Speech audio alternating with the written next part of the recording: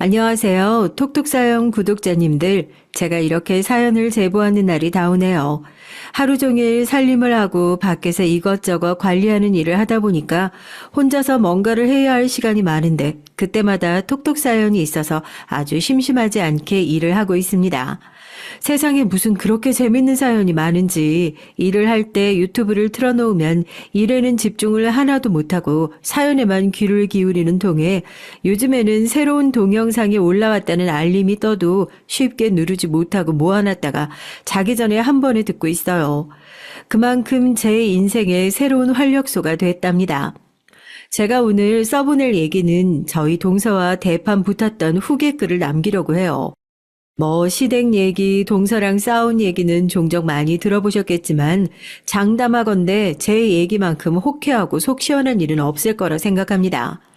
저희 동서가 좀 개념이 없는 사람이어야죠. 원래 싸움이라는 건 이 개념 없는 사람들이랑 할 때가 제일 통쾌한 법 아니겠어요? 세상 물정 모르고 형님한테 아득바득 기어올랐던 동서를 제대로 콱 눌러줬으니까 당분간은 쓸데없이 기어오르는 일이 없을 것 같아서 아주 속이 다 시원합니다. 혹시 사연 듣고 계신 분들 중에서도 경력 단절 여성분들이 많으실까요? 전 이제 회사를 간둔 지 한 10년 정도 된 것 같아요. 생각보다 엄청나게 빠른 은퇴를 했죠. 그 뒤에 살림을 하고 집에서 다른 일을 조금씩 건드리고 하다 보니까 시간이 쏜살같이 흘러갔는데 그러면서 제 경력과 커리어도 자연스럽게 거기서 뚝 끊기고 말았답니다. 분명히 집에서 노는 게 아니거든요. 하루 종일 살림하고 제 할 일 하다 보면 그렇게 바쁠 수가 없어요. 그런데 제 주위 사람들의 시선이 묘하게 기분 나쁠 때가 있어요. 어차피 너 놀잖아. 어차피 넌 가정주부잖아. 가정주부는 안 바쁘게 살아요? 살림하시는 분들 다 공감하시죠? 아침에 일어나서 먼지만 털고 밀려있는 빨래만 하고 설거지하고 분리수거하고 하다 보면 그냥 하루가 어떻게 흘러갔는지 모르게 쏜살같이 흘러가 버리는걸요. 이렇게 말도 안 되게 내 하루하루가 날아가고 있다는 것이 억울하기도 한데 주위에서 전업주부라고 너 놀고 있지 않냐는 그런 시선 받을 때마다 좀 어이가 없고 기가 막히긴 해요. 제가 보기엔 그렇게 조롱하는 사람은 다 집안 살림 한 번을 안 도와줘 본 사람들일 것 같아요. 여튼 제가 동서와 한바탕 쌈박질을 한 이유가 바로 그 커리어 때문이거든요. 전업주부인 저를 무시하다가 큰 코 다친 동서의 얘기 한번 들어보시겠어요? 저라고 태어나자마자 결혼을 하고 동서를 했겠어요? 어디서부터 얘기를 시작할까 고민을 하다가 그냥 자연스럽게 어떻게 결혼을 했고 어떻게 경력이 끊기게 됐는지 얘기하는 게 좋을 것 같아서 거기서부터 한번 시작을 해볼게요. 제가 경력 단절 여성이 된 데에는 아주 필연적인 이유가 있었답니다. 어렸을 때부터 몸이 약해서 늘 골골거려가지고 자리에 앉아서 뭘 하나 진득하게 마치고 끝내본 적이 없어요. 지금도 사연을 쓰기 위해서 앉아있는데 몸이 아파서 몇 번이나 뒤척거리고 자리에서 일어났다 앉았다를 반복했는지 모르겠는걸요. 선천적으로 면역력이 약해서 조금만 무리해도 온 몸이 염증투성이가 되어버리니까 일상생활을 하는데 무리가 있을 정도였고 학교에서 그 흔한 개근상 한 번을 받아본 적이 없네요. 그나마 다행이었던 건 이런 상황에서 집까지 어려웠다면 제가 제대로 된 치료를 받지도 못하고 마땅한 해결책이 없었을 텐데 다행히 어렸을 때부터 여유로웠던 집안 사정 덕분에 아픈 걸 바로바로 치료할 수 있을 정도의 상황은 됐으니까 그나마 다행이죠. 몸이 아프다는 건 단순히 몸만 아픈 게 아니라 사는 걸 굉장히 피폐하게 만들어요. 생각해보세요. 다른 애들은 학교 끝나고 자기들끼리 팔짱 끼고 돌아다니면서 좋아하는 떡볶이 사 먹고 불량식품 집어 먹고 하하호호 하고 있을 동안 전 언제 어디서나 또 염증이나 알러지가 올라올지 모르니까 애들이 그렇게 즐거워하는 모습을 손가락 빨고 구경만 하고 있는 거죠. 얼마나 서러워요. 저라고 애들이랑 어울리고 싶지 않았겠어요. 거기다가 툭 하면 아파서 조퇴하기 일쑤니까 반 애들 사이에서 저는 그냥 조퇴 잘하는 애, 학교 잘 못 나오는 애 정도밖에 되지 않아서 답답하고 힘들더라고요. 제 노력으로 이겨낼 수 있는 부분이 있었으면 얼마든지 노력을 해서 이겨냈을 테지만 선천적으로 가지고 태어난 결함은 극복을 할 수가 없잖아요. 거기다 여기저기 몸이 아프다 보니까 성격도 덩달아 예민해지는 느낌이더라고요. 원래 병원 가서 보면은 아픈 환자들이 간호사한테 툭툭 짜증을 내잖아요. 지금이야 저도 몸이 많이 괜찮아졌으니까 그런 광경을 보면서 저 사람들은 왜 저렇게 모르는 사람한테 짜증을 내고 예민하게 굴어 하고 생각했었는데 옛날 제 모습을 떠올려 보니까 더하면 더했지 덜하진 않더라고요. 귀찮은 치통을 하루 종일 달고 있는 기분이라고 할까요? 그냥 사소한 얘기도 꼬아듣고 내가 아프다고 지금 저렇게 말하는 건가? 내가 못 어울리니까 저렇게 얘기하는 건가? 그렇게 사람들 얘기를 오해하고 곡해하고 돌이켜보니까 저 정말 이상한 성격이었네요. 주변에 왜 친구들이 하나도 없었는지 알 것 같기도 하고요. 그렇게 답답한 일상 속에서 유일하게 저의 숨통이 되어줬던 것, 유일하게 저의 친구가 되어줬던 존재가 있는데 바로 저희 집 강아지랍니다.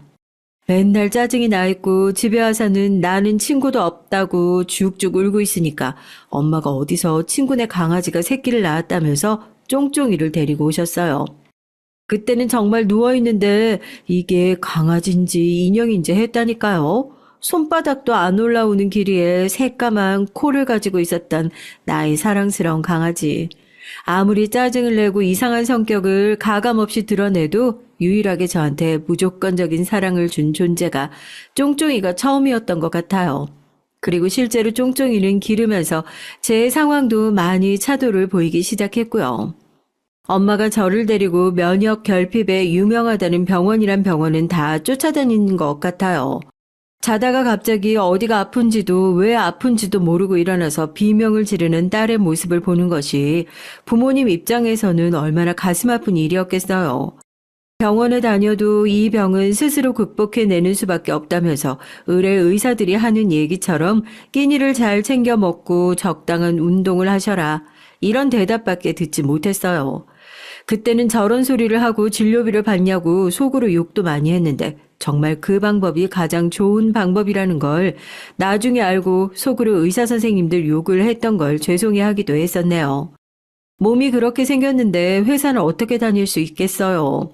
대학을 졸업하고 나서 남들과 평범한 삶을 꿈꿨던 저는 동기들이 그랬던 것처럼 학교에서 연계해준 직장에 들어가게 됐습니다. 업무 특성상 야근이 많았는데 몸이 안 좋은 상태에서 무리하게 야근을 하다 보니까 몸이 급격히 안 좋아지기 시작하더라고요. 엄마는 굳이 그렇게 힘들고 벅찬 일 계속 해야 하냐고 저한테 빨리 직장을 관두라고 거의 사정하다시피 했지만 또 제 딴에는 그렇게 쉽게 포기해버리는 게 정말로 이제 일상적인 생활을 포기하겠다는 사형 선고처럼 느껴져서 쉽게 포기가 안 되더라고요.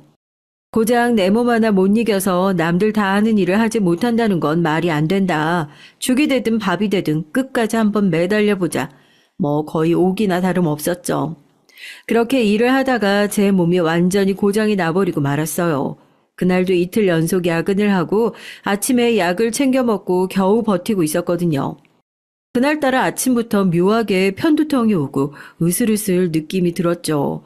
아무래도 오늘은 야근을 하면 안 되겠다. 일찍 집에 들어가서 쉬어야겠다 생각만 했어요. 지금 프로젝트 마감 기한 얼마 안 남은 거 다들 알고 있지? 이 프로젝트 팀에 사활이 달려 있어. 이번에도 제대로 못하면 인사고과는 물론이고 팀 쪽에서 다른 부서로 전출시킨다는 얘기도 있으니까 다들 경각심 갖고 일하라고. 내 말 알아들어 다들? 그때 제가 일을 하고 있던 부서가 신규 사업들을 전담해서 처리하는 부서였고 잦은 야근에 몸이 정말 고장나기 직전에 극한 상황까지 나빠지고 있었습니다. 컨디션 관리를 해야 하니까 오늘은 좀 빠르게 일을 마무리해볼까 생각하고 있었는데 훅 치고 들어오는 부장님 얘기에 주변에서 다들 한숨을 푹푹 쉬더라고요. 여기서 몸이 안 좋아서 일찍 집에 들어가 보겠다 얘기를 하면 희대의 역적이 될 것 같은 분위기에 이러지도 저러지도 못하고 난감해하고만 있었어요. 팀원들이 야근하기 전에 저녁을 뭘 먹을지 상의를 하고 있는데 제 바로 옆에 앉아있는 대리님이 그래요. 수미 씨 괜찮냐고요. 얼굴이 하얗게 질렸다고요. 괜히 사람들 앞에서 비실거리는 모습을 티를 내고 싶지도 않고 해서 괜찮다고 얘기를 하고 오늘도 좀 늦을 것 같다고 전화를 하려고 일어나는데 네, 저 그대로 자리에서 기절해버리고 말았잖아요. 바닥에 쓰러지면서 사람들이 어어 하는 소리가 마지막으로 들리고 그대로 까무룩 기억을 잃어버리고 말았죠. 그때 진짜 얼마나 무서웠는지 모르겠어요. 쓰러지면서 서서히 눈이 감겨오는데 사람이 죽을 때 지난 일들이 주마등처럼 스쳐 지나간다고 하더니 이런 기분인가 했었다니까요. 다음날 눈을 뜨니 다행히 명이 그렇게 짧지는 않았는지 병원에서 걱정스러운 얼굴로 저를 내려다보는 가족들과 눈이 마주쳤습니다. 제가 눈을 뜨자마자 엄마가 저를 붙잡고 오열을 하더라고요. 그대로 큰일이라도 나는 줄 알았다고요. 의사 선생님 얘기를 들어보니까 생각보다 심각한 상황이었더라고요. 저는 제 몸이 그렇게 무리를 했다고 생각도 하지 않았는데 약해 빠진 몸이 과로를 견디지 못하고 스위치를 내린 거랑 똑같대요. 앞으로도 이렇게 무리를 해야 하는 일은 당분간 하지 않는 게 좋겠다고 그렇게 딱 잘라서 얘기를 하시더라고요. 남들처럼 평범하게 사는 게 뭐가 그렇게 어렵다고 전 정말 울며 겨자 먹기로 회사에 사직서를 제출했습니다. 아무리 남들처럼 사는 게 좋다고 하지만 일단 제가 살고 봐야 하지 않겠어요. 처음에는 그냥 앞으로 이렇게 일상적인 출근조차 어렵다고 생각하니까 너무 우울하고 답답하더라고요. 그러면 난 무슨 일을 할 수 있지? 이렇게 아무것도 못하는 상태면 난 그럼 너무 쓸모없는 존재 아닌가 싶기도 하고요. 그래서 그 와중에 강아지를 데려왔으면 잘 키워야지 하는 마음으로 하루에 2번씩 꼬박꼬박 산책을 나갔던 게 기억이 나네요. 제가 집에서 너무 우울해서 아무것도 못하고 끙끙 앓고 있으니까 부모님께서 처음 제안해 주신 내용이 그거였어요. 그럼 집에서 재택으로 할 수 있는 일을 찾아보는 게 어떻겠냐고요. 출근이라고 해서 매번 지하철을 타고 직접 회사로 출퇴근을 해야 하는 일만 생각하고 있었는데 재택근무를 하면 시간을 훨씬 더 아끼는 것은 물론이고 제가 직접 업무량을 조정할 수 있다는 것도 굉장히 매력적인 제안이었습니다. 그런데 일은 원래 마음가짐만 가지고 할 수 있는 게 아니잖아요. 막상 제가 가지고 있는 거라고는 대학 졸업장과 이력서 한 줄 쓰지 못하는 짧은 경력뿐인데 아무리 집에서 일을 하고 싶다고 하더라도 그런 회사에서 저를 뽑아줘야 가능한 일 아니겠어요? 그래도 전보단 좀 활기를 찾아서 재택근무자를 구하는 회사에게 이력서를 작성해서 여기저기 뿌려보고 하는데 연락 한 통이 안 오더라고요. 요즘 취업이 힘드네 어쩌네 하더니 백수가 돼보고 나니까 그걸 너무 잘 알겠더라고요. 부모님은 그런 저를 답답해 하셨어요. 저희 부모님은 따로 일을 안 하시고 일찌감치 사놓은 건물 세 주면서 임대소득으로만 먹고 사시거든요. 부동산 시장이 지금처럼 활발하지 않았던 시기에 일찌감치 사놓은 건물들이 재개발을 거듭하면서 대기업에서 월세를 주면서 들어오려는 자리가 되어가지고 두 분 다 노후는 든든한 건물 덕분에 걱정이 없는 상태였고 저도 상황을 봐가면서 그렇게 건물 관리나 하면서 편안하게 먹고 살았으면 좋겠다 싶으신데 대체 무슨 똥꼬집인 건지 자기 힘든 걸 저렇게 찾아서 하려는지 모르겠다고 답답해 하셨어요. 임대소득으로만 먹고 사는 거 좋죠. 건물주가 되는 게 꿈이기도 하고요. 그런데 제 노력 하나 없이 부모님한테 고스란히 물려받아서 꿈을 이루고 싶진 않더라고요. 돈도 자기가 땀 흘려 벌어봐야 소중한 줄 아는 법이잖아요. 부잣집 딸내미의 배부른 소리로 들릴 수도 있으시겠지만 그런 면에서 저한테 확고한 신념 같은 게 있었어요. 부모님이 아무리 돈을 잘 벌고 부자라고 하더라도 그중에 한 푼도 내 돈이 아니라고요. 저도 제 스스로 돈을 벌고 제 스스로 삶을 꾸려나갈 수 있는 그런 한심하지 않은 인간이 되고 싶다고요. 이력서를 그 당시에 100통도 넘게 돌렸던 것 같아요. 거의 신장 개업한 중국집 찌라시 마냥 돌리고 다녔다고 하는 게 더 잘 어울리겠어요. 그래도 이 중에 한 군데라도 연락이 오겠지 기다려보자 했지만 정말 거짓말처럼 한 군데에서도 연락이 오지 않았고 저도 슬슬 마음이 포기에 가까워지고 있었을 때쯤 저한테 연락 한 통이 왔어요. 제가 이력서를 넣지도 않은 회사에서 말입니다. 제가 그 당시에 강아지를 키우고 있다고 했잖아요. 카카오 스토리나 인스타그램이나 그런 것들 많이 하시죠. 저도 그렇게 제 개인 SNS에 강아지랑 매일같이 산책 간 거, 강아지가 좋아하는 간식 이런 것들 정리해서 글을 쓰는 것을 좋아했어요. 집에서 하루 종일 울적한 얼굴로 박혀 있는 게 얼마나 한심해요. 차라리 그 시간에 나가서 강아지 산책이라도 시키고 강아지 용품은 뭐가 있는지 아이 쇼핑이라도 하고 그러자 하면서 나갔던 거였고 또 그냥 몸만 덜렁 나가기 뭐하니까 나가서 강아지랑 같이 사진도 찍고 글도 올리면서 인터넷상에서 꽤나 인기가 있었어요. 저도 강아지를 키우는 게 처음이라서 잘 모르는 것들도 많았고 이걸 누가 알려줬으면 좋겠다 싶었던 정보를 써서 나눈 것뿐인데 그게 사람들 사이에서 어느 순간 폭발적인 인기를 얻기 시작하더라고요. 그냥 이것저것 써보다가 좋은 물건에 정착해서 쓸 뿐인데 사람들이 어느 순간부터 제가 쓰는 물건이 뭔지 저는 따로 어디서 좋은 걸 구해다가 쓰는지 막 궁금해해요. 저 이거 써요. 저 어떤 브랜드 써요. 그렇게 댓글로 알려주고 나면 정말 왜 그런지 아직도 이해가 잘 안 되긴 하지만 종종 그 브랜드나 그 제품이 품절돼서 사지 못했다는 댓글이 달리기도 하고요. 참 신기하더라고요. 저한테 연락이 온 업체도 제가 강아지를 키우면서 늘 사료를 구입하는 업체였어요. 지난번에 배송을 보내주신 물건이 잘못됐나 아니면 덕분에 주문량이 늘어서 감사 인사라도 하려고 그러시는 건가 의아해하면서 전화를 받았는데 정말 뜬금없이 저랑 같이 일을 하자고 하시더라고요. 이력서도 한 장 안 보내고 면접을 한번 보지도 않았는데 갑자기 같이 일을 하자는 제안에 정말 그 업체가 맞는지 몇 번이나 확인을 했어요. 아마 반려견 키우시는 분들은 그 사료 회사 이름만 들으셔도 아, 거기 하고 바로 아실 거예요. 정말 구매를 많이 하는 곳이거든요. 처음에는 요즘에 취업을 빌미로 사기치는 곳이 많다고 해서 처음 전화 왔을 때 이런 거 하지 마시라고 매몰차게 얘기를 하고 전화를 끊어버리기까지 했다니까요. 나중에 미팅할 때 그 얘기를 꺼내시는데 민망해서 아주 혼이 났습니다. 여튼 제가 그렇게 전화를 끊어버리고 나니까 자기들이 정말 사기치려고 연락한 게 아니라 제대로 된 업체라면서 회사 명함을 문자로 한 장 보내주셨고 그제서야 허겁지겁 연락을 해서 어떤 일로 저한테 전화를 했는지 여쭸죠. 안녕하세요. 저희가 지금 재택으로 마케팅 진행해 주실 마케터분을 찾고 있는데요. 저희 제품에 대해서 꾸준히 상세하게 후기를 올려주시는 거 저희도 잘 보고 있거든요. 애견 쪽으로 관심도 많으시고 관심을 가져주시는 분들도 많아서 저희 제품을 대표적으로 홍보하는 글을 발행해 주시면 저희도 큰 도움이 될 것 같아서요.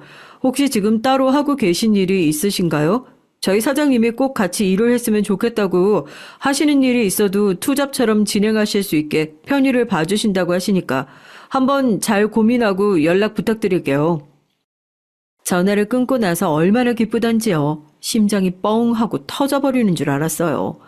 고민해보고 연락을 드리겠다 대답하고 전화를 끊었지만 지금 당장이라도 다시 전화를 걸어서 그거 제가 하겠다고 소리라도 지르고 싶었다니까요.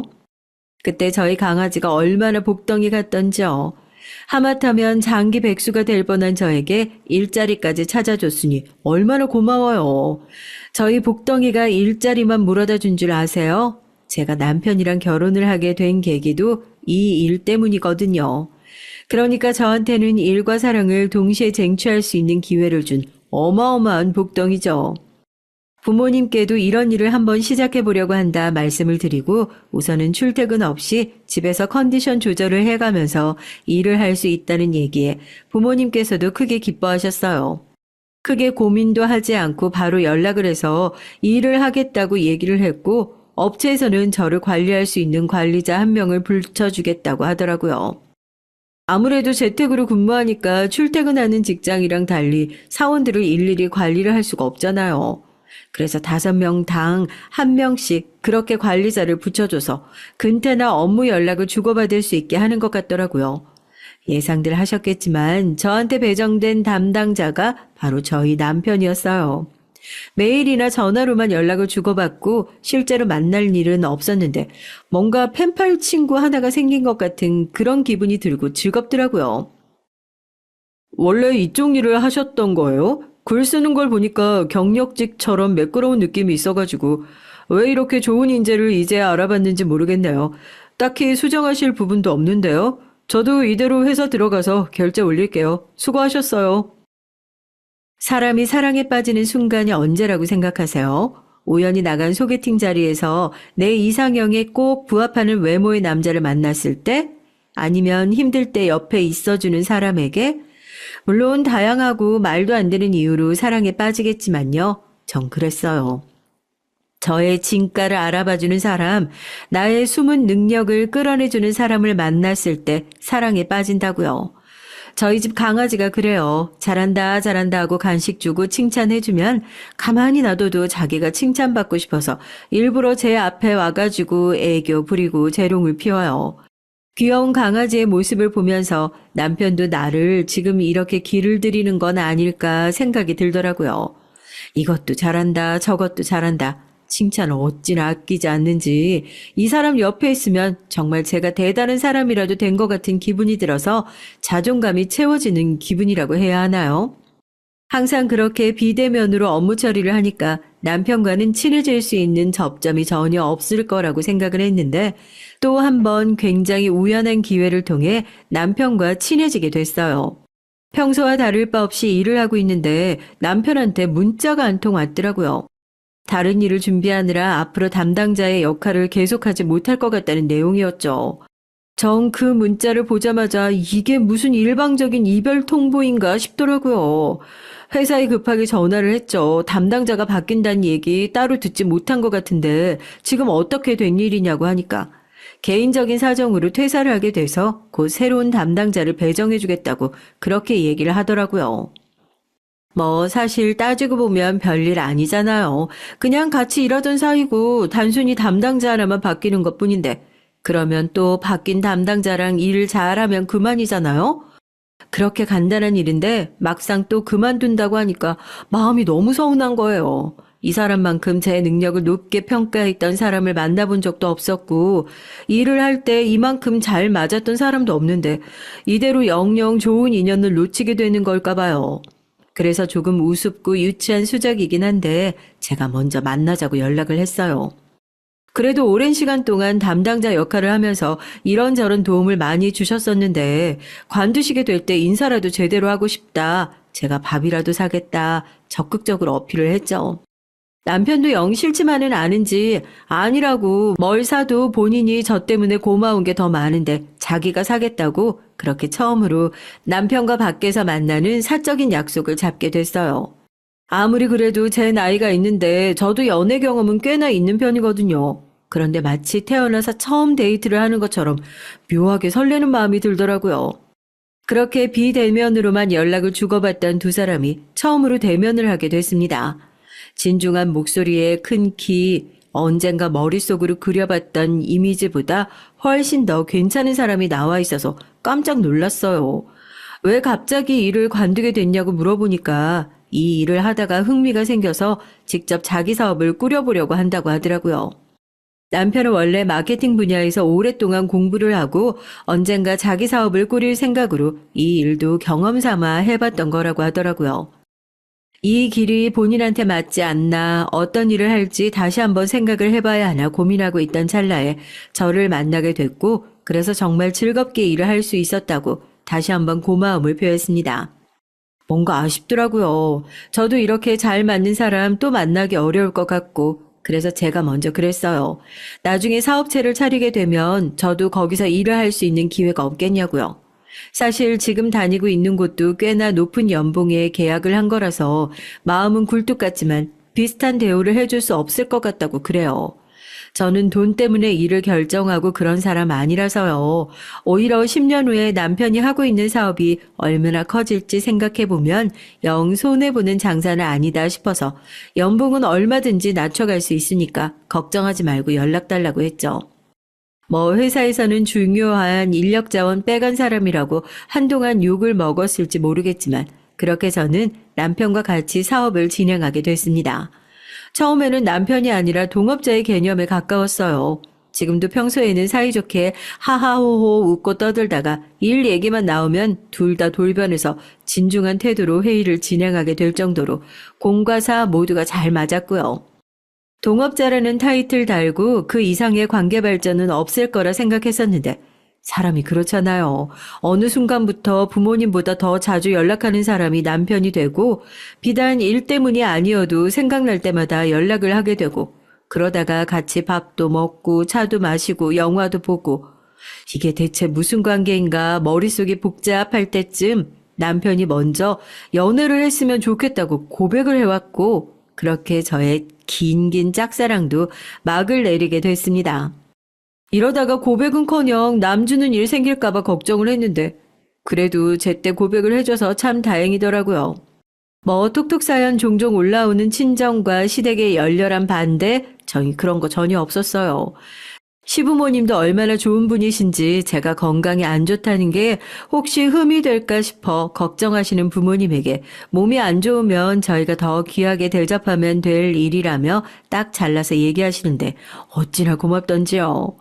병원에서 아이를 가질 준비를 하려면 더욱 스트레스 받지 않고 안정을 취해야 한다고 얘기를 해줘서 저를 뜯어 말리는 주변 사람들 때문에 남편을 따라 출퇴근하는 것은 관두게 됐어요. 다만 급하게 제가 필요한 일이 있을 때마다 대타처럼 집에서 살림을 돌보며 사부작 일을 하는 전업주부가 됐습니다. 몸이 안 좋으니까 더 귀하게 대접을 해주시겠다는 시부모님의 얘기가 거짓말 같으시죠? 아무리 그래도 시댁에 시집을 온 건데 그런 시부모님이 어디 있겠냐고요. 그런데 저 농담 안 하고 친정 가면 시댁으로 다시 가고 싶다고 노래를 불러요. 힘든 일이라면 손에도 못 대게 하고 그렇게 금이야 오기야 키워주셨는데 시댁에서 받게 된 사랑에 비하면 세 발의 피라고 해야 하나요?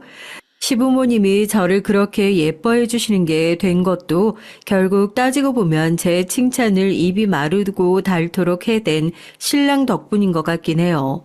뭐 요즘 일이 잘 되는 것도 다 제가 도와줘서 그런 거고 자기가 그렇게 사업을 준비할 수 있게 된 것도 다 이 사람 덕분이고 그렇게 뭐가 잘 됐다 하면 다 이 사람 덕분이라고 하는데 사실 전 뭐 한 것도 없는걸요. 그런데 그걸 시부모님께서 알 턱이 있어요. 그냥 아들이 그렇게 얘기를 하니까 우리가 정말 며느리를 잘 얻었나 보다. 저렇게까지 좋아하는 거 보니까 결혼 잘 시켰다 하시는 거죠. 아직 결혼을 안 한 친구들한테 제가 그래요. 뭐니 해도 말 예쁘게 잘하는 사람 만나야 한다고요. 그래야 같은 소리를 해도 더 기분 좋고 싸울 일도 없다고요. 그렇게 집에서 사랑만 무럭무럭 받고 자라면서 몸도 서서히 건강해졌고 저희에게도 그렇게 기다리던 아이 소식이 찾아오게 됐습니다. 그것뿐만이게요. 겹경사라고 시동생도 혼전 임신으로 결혼을 하게 돼서 저희 집에는 졸제 새로운 식구가 3명이나 들어오게 됐답니다. 전 결혼을 하기 전에 시누이나 동서에 대한 로망이 있었어요. 평소에도 항상 여자 형제가 있는 친구들이 되게 부럽더라고요. 제가 외동이라서 그런 것도 있지만 여자 형제랑 친구처럼 꼭 붙어 다니면서 같이 쇼핑도 하고 서로 옷도 바꿔 입고 하는 거 있잖아요. 물론 실제로 여자 형제가 있는 친구들한테 물어보면 겨우 그런 이유 때문에 여동생 갖고 싶은 거냐고 네가 진짜 여동생이 생기면 그런 소리 절대 못한다고 콧방귀를 끼긴 했지만요. 그래서 손아래 동서가 들어온다는 소식에 얼마나 기뻤는지 몰라요. 저보다 나이가 꽤 많긴 했지만 동서는 대기업 과장을 하다가 급하게 아이가 찾아와서 육아휴직을 쓰고 직장을 잠시 쉬게 되었다고 하더라고요. 전 회사 생활을 제대로 해본 적이 없으니까 대기업 과장이라는 직함이 너무 화려하고 멋있어 보이는 거죠. 다른 사람은 몰라도 시댁 식구 중에서 동서랑은 꼭 친하게 지내야지. 가족이 아니면 저런 사람이랑 어떻게 친하게 지내겠어. 그런 마음이 있었어요. 더군다나 비슷한 시기에 임신을 하게 됐으니까 서로 정보 공유할 일도 많고 후에 나올 아이들도 서로에게 좋은 친구가 되어주지 않을까 싶었죠. 그런데 그렇게 단꿈을 꾸고 있는 건 오직 저뿐이었나 봅니다. 동서는 그냥 저를 싫어했어요. 무슨 말로 설명을 하는 게 좋을까? 동서는 저를 별로 좋아하지 않았어요. 동서는 저를 불편해했어요? 아니요. 이런 말로는 설명이 안 돼요. 아무리 생각을 해봐도 동서는 그냥 저를 싫어했던 게 맞는 것 같아요. 동서는 묘하게 자격지심이 있었는데요. 대기업에서 과장까지 하던 본인이 지금 애 때문에 어쩔 수 없이 육아휴직을 쓰고 있는 상황이고 언제든지 회사로 다시 돌아갈 수 있다는 것을 항상 강조하면서 말했어요. 그런데 아시잖아요. 누군가 뭘 엄청나게 강조해서 말하면 그게 본인한테 가장 약한 부분이라는 걸요. 저희 신랑한테 얘기를 들어보니까 대기업 같은 경우에는 육아휴직을 쓰고 복귀를 하는 것 자체가 쉽지 않다고 하더라고요. 더군다나 대리 이상, 그러니까 과장, 차장, 부장급 정도는 거의 육아휴직을 쓰고 나면 자리를 뺏긴다고 보는 게 맞다고 그러더라고요. 그래서 저렇게 더 묻지도 않았는데 자기는 애 낳고 나면 금방 회사로 복귀할 거라고 그렇게 힘을 주어서 얘기를 했구나 싶어서 좀 짠하기도 하더라고요. 제가 동서가 회사에 돌아가든 말든 뭐 큰 관심이 있었겠어요. 뭐 제가 동서한테 월급 받고 사는 것도 아닌데요. 그런데 동서가 하는 행동을 보면 가끔은 그런 생각이 드는 거예요. 제가 동서한테 뭐 월급을 타서 쓰는 고용인인가 하고요. 저도 그래도 눈치가 영 없는 사람은 아닌데 얘기를 할 때 들어보면 은근히 제가 집에서 일하지 않는 것을 부러워하는 것 같으면서도 뒤로는 은근슬쩍 저를 돌려가는 것 같다고 해야 하나요? 제가 그렇게 느낀 게 한두 번이 아니에요. 저희가 아무래도 둘 다 임신을 하고 집에 있는 시간이 많다 보니까 시어머니가 임산부한테 좋은 거라고 하면서 이것저것 많이 챙겨주세요. 그날도 산모한테 좋은 철분제랑 뭐 영양제들 많이 사다 놓으셨다고 동서랑 저한테 와서 가져가라고 얘기를 하더라고요. 영양제만 쏠랑 들고 가기가 뭐해서 제가 나눠 먹을 간식을 사들고 갔죠. 그래도 이거 챙겨가지고 다 같이 티타임이라도 가지면 좋겠다 싶어서요. 아유, 너는 몸도 무거운 애가 뭘 이런 걸 사왔어. 집에도 간식 많은데. 예쁘게도 생겼다. 고마워, 잘 먹을게. 내가 금방 차 가지고 나올 테니까 여기 접시 좀 담아줄래? 날씨가 더워가지고 간식으로 수박 한 통을 사갔어요. 어머님이 뭘 이런 걸 다 사왔냐고 그러시더라고요. 어머님도 저만큼이나 과일을 좋아하시는 걸 잘 알고 있으니까 특별히 신경 써서 사온 거거든요. 여러분은 저 얘기 들으면 어머님이 제가 사온 간식을 싫어해서 하시는 말씀으로 느껴지시나요? 뭘 이런 걸 다 사왔냐는 얘기를 곧이곧대로 듣는 사람이 어딨냐고요. 그냥 고맙다, 잘 먹을게를 돌려서 표현한 거잖아요. 흔한 인사치레요. 그런데 그걸 말 뜻 그대로 이해를 하고 꼬아듣는 사람이 저희 집에 있었네요. 바로 저희 동서요. 어머, 형님 사회생활 안 해봐서 잘 모르시나 본데 간식으로 이런 거 사오면 욕먹어요. 저 예전에 회사 다닐 때 선물로 수박 들어오면 누구 고생시키라고 이딴 간식 사왔나 직원들끼리 욕하고 그랬는데 형님은 사회생활 안 해보셨다더니 확실히 티가 나네요. 웃기지도 않은 얘기를 저 혼자 호호 웃으면서 하는데 너무 기가 막힌 거예요. 저랑 어머니랑 둘 다 벙쪄가지고 지금 이게 무슨 소리를 하는 건가. 그래도 제가 정말 다행인 게 제가 너무 어이가 없어서 아무 말도 못하고 있으니까 어머님이 얼른 가운데서 중재를 해주시더라고요.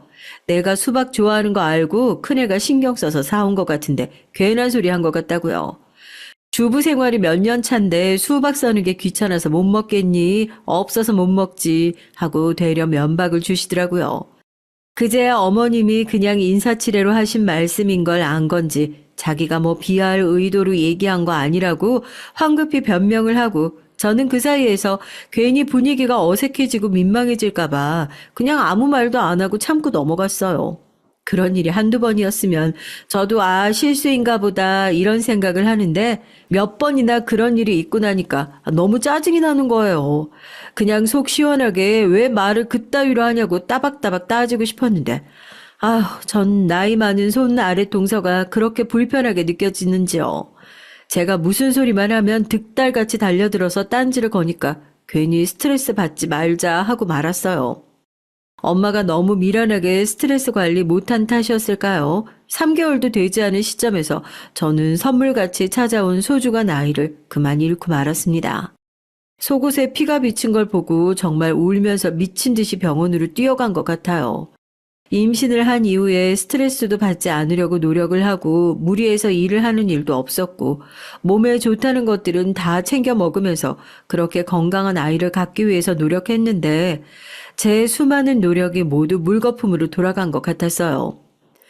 유산이 됐다는 얘기가 의사 선생님 입에서 나오고 전 정말 병원 바닥에 엎드려서 얼마나 많이 울었는지 모르겠습니다. 그냥 세상 모든 게 다 내 탓인 것 같고, 내가 잘못해서 아이가 떠나간 것 같고, 남편도 옆에서 눈물을 훔치면서 아이는 다시 가지면 되지만 당신이 마음 아픈 모습을 지켜볼 수 없다고 그렇게 눈물로 위로를 건넸죠. 당연히 집도 난리가 났어요. 시어머니, 시아버지, 시동생 모든 사람이 총출동해서 병원으로 달려왔죠.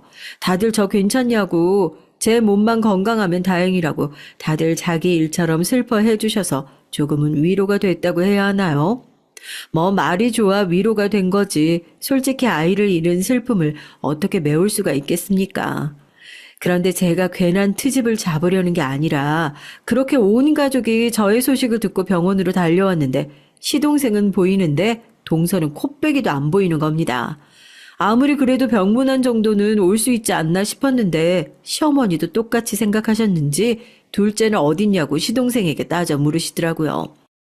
뭔가 대답을 회피하려는 것처럼 어물쩡하면서 몸이 안 좋아서 병원에 올 수가 없었다고 그래요.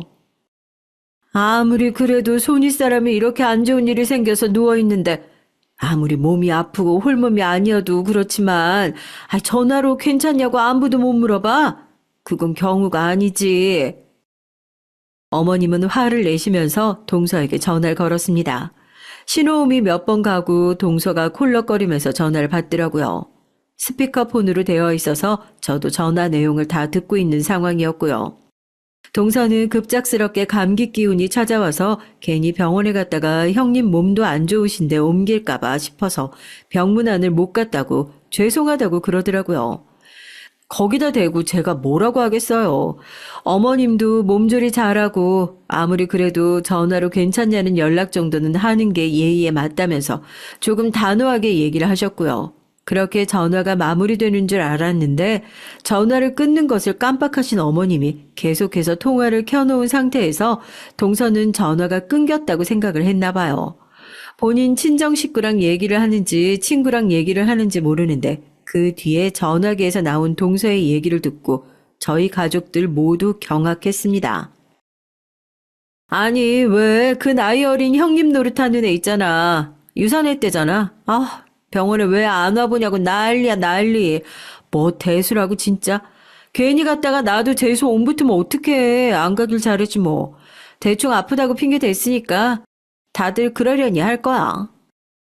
동서의 얘기에 화가 치밀어 올라서 저는 빽 하고 소리를 질렀습니다. 시동생도 전화기에 대고 지금 당신 무슨 소리를 하는 거냐면서 다그치고 동서는 당황한 건지 전화를 뚝 끊어버리더라고요. 아이를 잃은 서름도 채 가라앉지 않았는데 괜히 나쁜 운이 묻어서 자기도 유산이 되면 어떻게 하냐고 그런 소리를 하는 걸 들었으니 얼마나 기가 막히겠어요. 꾹 참고 있던 게 뻥 하고 터져버린 느낌이더라고요.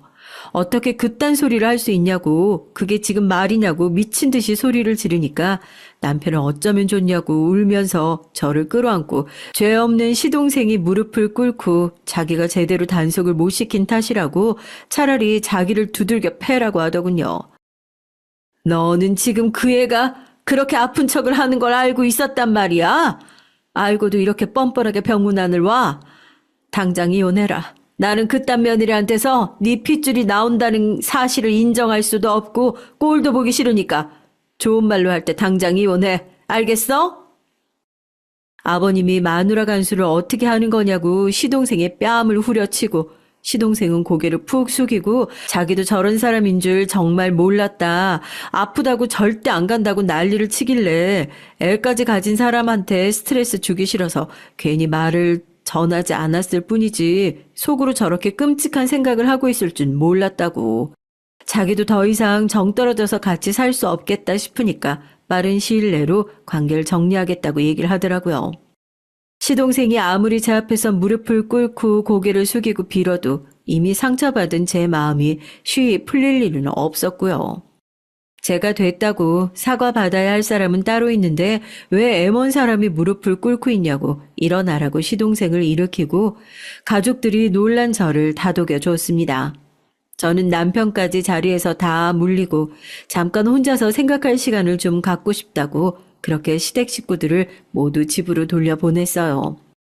왜 내가 이 집에 시집을 와서 이런 취급을 받고 있는지 어이가 없기도 하고, 그렇다고 시부모님이나 시동생이나 남편을 미워하는 건 또 미워해야 할 대상이 잘못된 것 같고, 보아하니 시동생도 이 일에 대해서 전혀 모르고 있던 눈치였는데 대체 어떻게 그렇게 끔찍한 생각을 하면서 가족들을 빤히 속일 수 있었던 건지, 여기서 내가 어떤 선택을 하는 게 현명한 결정일지 오만 가지 생각이 다 들었죠.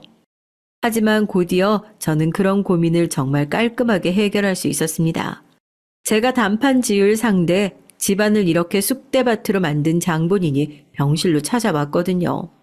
아마 본인도 전화를 끊고 나서 잘못된 걸 느꼈겠죠. 시동생의 등살에 떠밀려서 사과를 하러 온 건지 사람 속을 긁으러 온 건지 모르겠지만 어쨌든 문을 열고 눈치를 보면서 들어오는 동서의 얼굴을 보니까 간신히 가라앉혀 놓은 속이 다시 뒤틀리는 기분이었습니다. 죄송하다면서 음료수병을 내밀길래 제가 그걸 그대로 병실벽에다 집어 던졌어요. 왜 이제 와서 뻔뻔하게 나는 전화가 끊긴 줄 몰랐다. 그럴 의도로 얘기한 게 아니다. 뭐라고 변명할 건데? 그동안 나를 그렇게 미워하더니 애 떨어져서 속으로 아주 쌤통이라고 생각하겠다? 나이 어린 게 형님 행세를 하니까 그게 그렇게 꼴보기가 싫었어? 아무리 그래도 사람이 할 말이 있고 안 할 말이 있지. 어떻게 나한테 그딴 소리를 짓거려. 하다못해 애까지 가지고 있는 사람이 대체 나중에 무슨 업보를 돌려받으려고 그런 소리를 해? 제가 울면서 소리를 지르고 그 상황에서 동서는 이제 자기 편이 한 명도 없다고 느낀 건지 이제 아주 대놓고 정신을 놔버리더라고요. 동서 입에서 쏟아지는 막말을 듣고 있기 기가 막혀서 또 한 번 정신줄을 놓을 뻔했다니까요. 사과를 하러 온 줄 알았더니 알고 보니까 그냥 칼로 나 탁탁 찔러놓고 확실하게 죽으라고 쑤시려고 온 거구나. 동서의 그 악랄함에 치가 떨렸습니다. 형님, 사과를 하면 손윗사람이 돼서 받아줄 줄도 아셔야죠. 형님이 아무리 여기서 날뛰고 뭐라고 해봤자 저 뱃속에 이 집 손주 있는 사람이에요. 이제 형님은 애도 없으니까 이게 유일한 손주인 건 아시죠? 손주까지 베고 있는 저를 이 집에서 쫓아낼 것 같으세요? 아니면 애도 없는 형님이 먼저 쫓겨날 것 같으세요? 전 안 봐도 알 것 같은데? 전 아픈 배를 부여잡고 침대에서 겨우 일어나서 온 힘을 다 쥐어짜서 동서의 뺨을 짝 하고 후려 갈겼습니다. 얼마나 세게 때렸는지 동서는 그대로 배를 부여잡고 병실 바닥에 주저앉았어요. 표독스러운 얼굴로 저를 쳐다보면서 계속 뭐 악마라도 들린 것 마냥 끔찍한 얘기를 쏟아내는데 그때 결심했죠. 아, 이 사람은 우리 집에 더 있어서는 안 될 사람이구나. 시동생의 미래를 위해서라도 이렇게 징그러운 사람이 우리 집에 식구로 계속 함께하는 건 안 될 말이겠구나 싶더라고요. 대체 형님이 뭐라고 그렇게 온 가족이 감싸고 돌아요?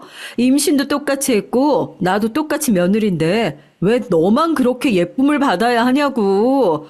이제 애도 없는 게 네가 이 집에서 제대로 대우나 받을 수 있을 것 같아? 어? 내가 얼마나 주말에 열심히 회사를 다녔는데 니까짓 게 뭐라고. 니까짓 게 뭔데. 애도 없는 게 이번엔 또 언제까지 유산 핑계 대면서 침대에서 누워있을 건데. 이제 애도 없으니까 나가서 일해야지. 왜? 일할 능력이 없어서 못하니? 동서 뱃속에 있는 아이를 생각하면 차마 심한 말이나 행동을 못할 것 같은데 그 아이도 제 탓을 하면 안 되죠. 자기가 우연찮게 배를 빌리게 된 표독스러운 자기 엄마를 탓할 일이죠. 아직도 정신 못 차린 것 같아서 말이 끝나기 무섭게 다시 한번 따귀를 세차게 연거푸 때렸습니다. 얼굴을 부여잡고 씩씩거리면서 저를 쳐다보길래 한마디 해줬어요. 뭐? 일할 능력이 없어? 내가 집에서 남편 일 도와주면서 한 달에 받는 돈이 얼만데 너까짓 게 어쩌다가 운 좋게 대기업 들어가서 넌 평생 자랑할 게 그거 하나밖에 없니? 결혼했다고, 애 가졌다고, 집에서 물려준 건물만 몇 채고 그렇게 내 앞으로 다달이 들어오는 월세만 3천이야. 이 멍청한 거사. 네가 진짜 나를 무서워해야 할 이유가 뭔 줄 알아? 네 뱃속에 있는 그 알량한 아이를 방패 삼아가지고 어떻게든 이 집에 아득바득 붙어있을 생각인가 본데 너 다 들켰어. 그렇게 가증스럽고 뻔뻔하게 아기를 무기 삼으려고 드는 것도 네가 속은 얼마나 새까맣게 썩어있는 인간인지도 이제 너 더 이상 거짓말 못한다고. 적어도 남한테 그런 못된 소리 짓거리면 너한테 몇 배 돌아오는 것은 생각하고 짓거렸어야지. 제가 박장대소를 하면서 동서의 처지를 비웃자 동서는 그럴 리가 없다면서 저 같은 사람이 어떻게 건물주냐고 말도 안 된다고 현실을 부정하더군요. 그리고 아무리 그래도 자기는 이 집에 없어서는 안 될 존재가 됐다면서 제가 무슨 수를 써도 자기를 쫓아낼 수 없을 거라고 아직도 정신을 못 차리고 뻔뻔하게 저한테 계속 빽빽거리면서 소리를 지르는 거 아니겠어요. 전 기가 막혀서 동서 뒤를 향해 손짓을 했습니다. 문 앞에서 이 상황을 다 지켜보고 있던 어머님이 들어와서 동서의 머리채를 잡아서 일으켜 세우시더라고요. 이런 고얀 것, 어떻게 한 식구한테 그런 헛소리를 할 수가 있어? 넌 지금 이 순간부터 내 며느리도 아니고 다시는 꼴도 보기 싫으니까 니네 친정으로 꺼지든 어디로 꺼지든 당장 내 눈앞에서 사라져. 알겠어? 뭐하고도 서 있어? 이 벌레 같은 인간 당장 여기서 안 끌어내고. 시어머니를 보자마자 당황한 동서가 어머님이 잘못 들으신 거라면서 상황을 오해하시는 것 같은데 절대 그런 거 아니라고 또 거짓말을 하기 시작했어요. 시동생은 정남이가 다 떨어졌다는 표정으로 동서의 팔을 붙잡아 질질 끌고 나가고 제가 그 뒤에 마지막으로 한마디 더 해줬습니다. 뭐? 나 같은 사람이 어떻게 건물주냐고? 나 같은 사람이 어떻게 그런 능력을 가지고 있냐고? 이제부터 잘 구경해. 내가 한 번도 형님 노릇하면서 우리 동서를 찍어 누른 적이 없는 것 같은데 이제부터 내가 가진 돈, 권력, 명예든 뭐든 다 이용해서 동서가 다시는 그 애랑 우리 집 근처에 얼씬도 못하도록 제대로 밟아 눌러줄 테니까 어디 열심히 버둥거려 봐. 끝까지 눈물 가득한 눈으로 저를 째려보며 동서가 그렇게 병실 밖으로 질질 끌려 나갔고 남편은 저런 미친 인간이랑 한 식구로 살고 있었을 줄 몰랐다면서 이제 남들이 뭐라고 하든 신경 쓰지 말라고 가족들이 저를 지켜주겠다고 그렇게 신신당부를 했습니다. 오히려 고맙더라고요. 아이를 잃은 슬픔보다 동서에 대한 분노 때문이라도 더 열심히 살아야겠다는 생각이 들었으니까요. 그래서 동서는 어떻게 됐냐고요? 시동생도 더 이상 그런 끔찍한 인간과 함께 살 수 없다는 결론을 내린 모양입니다.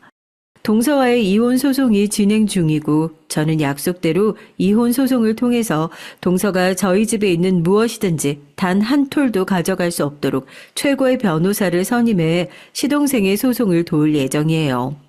자기가 불리한 상황은 또 기가 막히게 알아서 얼마 전에는 저랑 따로 얘기를 나누고 싶다는 연락도 왔었는데 제가 전화해서 욕을 한바탕 하고 끊어줬어요. 저한테 다시 연락하고 싶으면 변호사를 통해서 연락을 하라고요. 제가 이를 악물고 싸운 덕에 아마 동서는 정말 한 푼도 이 집에서 가져갈 수 없을 겁니다. 비록 아이는 세상을 떠났지만 이렇게 가족끼리 의지하고 살다 보면 언젠가 저한테도 다시 한번 좋은 소식이 찾아올 거라고 그렇게 기대하고 있어요.